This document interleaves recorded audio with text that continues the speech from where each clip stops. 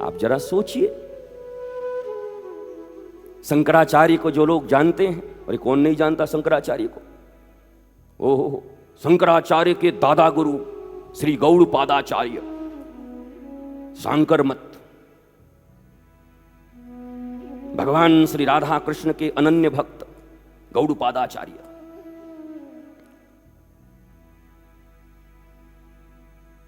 भजन करते वृंदावन में 3 बार राधा रानी पूछने जाती है और 3 बार स्वयं श्री कृष्ण पूछने जाते, बाबा भजन में कोई तकलीफ तो नहीं है? ध्यान से सुनो, 3 बार साक्षात श्री किशोरी जी जाती पूछने के लिए, बाबा भजन में कोई तकलीफ तो नहीं है, कोई सुविधा? नहीं नहीं किशोरी जी बहुत बढ़िया है, बहुत बढ़िया है। 3 बार ठाकुर आते। बहुत वर्ष हो गए। एक दिन जब किशोरी जी आई और पूछा, बाबा कोई तकलीफ तो नहीं है? तो उस दिन कह दिया गौड़पादाचार्य ने, भारी तकलीफ है, बहुत तकलीफ में हूं।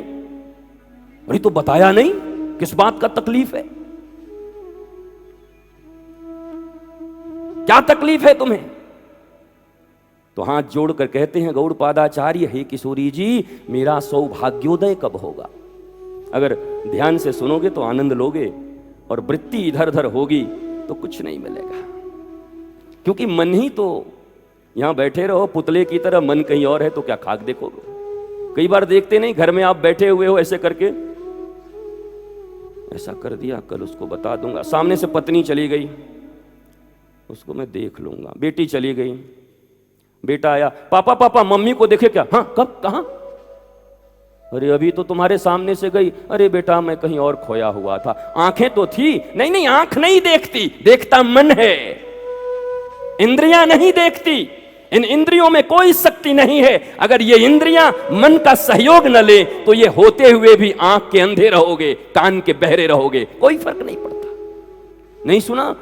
अरे वो जड़वत हो गए हैं, आंखें खुली हैं, किसी को नहीं देखते, किसी को नहीं पहचानते। क्यों? आंख तो देखने वाली चीज है, आंख है तो दिखना चाहिए। बोला नहीं, जड़ हो गए पिता की मृत्यु के बाद, उनका दिल कहीं और चला गया, मन कहीं और चला गया। कहते हैं मेरा सौभाग्योदय कब होगा? किशोरी जी की आंखें सुर्ख हो जाती, लाल हो जाती। करुणा की अवतार हैं किशोरी जी, राधा रानी। याद रख लेना, 2 ही लोगों को भगवत कथा सुनने का अधिकार है। अगर तुम तीसरे हो तो बैठना भी बेकार है। निगम कल्पतरोर गलितम फलम सुख मुखाद अमृत द्रव संयुतम पिबत भागवतम रसमालयम मुहुरहो रसिका भुवि भावुका। देखो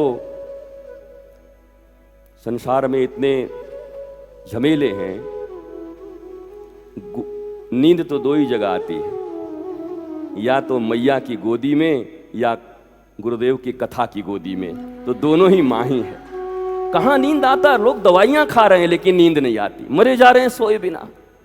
पर ये एक ऐसी जगह है जहाँ किशोरी जी अपना आंचल फैला के रखती हैं, थका है, हाँ आजा मैं तुझे सुलाऊंगी, और अपनी लोरियां सुना के और किशोरी जी सुलाती हैं। इसे बुरा मत मानना, गलत मत मानना, इसे मैं हृदय से कहता हूं, कोई मस्ती के लिए नहीं कहता। ये ऐसी जगह है जहां पायो परम विश्राम, परम विश्राम। तो हमारे डॉक्टर भी, इनको पता है, गुरुदेव के चरण में बैठे हैं, किशोरी जी यहां बैठी हैं, आज जो होगा होगा देखा जाएगा। निश्चिंत होकर श्री ठाकुरानी की गोद में थोड़ी देर के लिए, हाँ आनंद है, ये मस्ती है। मुहुरहो रसिका भुवि भावुका। 2 ही प्रकार के लोग कथा सुनने के योग्य हैं, भागवत कहती है। पहला जो रसिक है और दूसरा जो भावुक है। इमोशन चाहिए, एक्शन नहीं, इमोशन, डिवोशन, श्री कृष्ण के साथ रिलेशन, इसके बिना कथा नहीं सुनी जाती। पहले तो आपको अपना रिलेशन डिफाइन करना होगा श्री कृष्ण के साथ। श्री कृष्ण मेरे कौन है? सड़क पे चले जा रहे हैं, कोई एक्सीडेंट हुआ, क्या हुआ भैया? बड़ा एक्सीडेंट हो गया। अच्छा अच्छा कोई बात नहीं, हम तो ऑफिस जा रहे हैं। फिर एक दिन चले जा रहे थे, क्या हुआ भैया? एक्सीडेंट हुआ। कौन है? देखा तो अपना ही भाई गिरा हुआ है। अब भी तुम्हारी हस्ती है, चले जाओगे ऑफिस, चले जाओगे अपने दुकान। क्यों? एक्सीडेंट तो कल भी हुआ था, कल भी वैसे ही खून निकल रहे थे। बोला नहीं गुरुजी, उससे मेरा कोई ज्यादा रिलेशन था नहीं, ये मेरा भाई है, मेरा ब्लड का रिलेशन है इसके साथ। तुम्हारे इमोशन तब आते हैं जब जीवन में किसी के साथ रिलेशन होता है। Without relation there is no emotion, and without emotion there is no devotion, and without devotion Krishna is not for you. सूत्र है।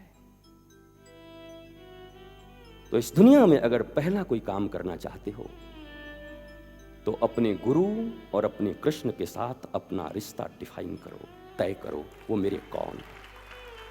He is mine. वो मेरे हैं, वो मेरे हैं, वो मेरे हैं।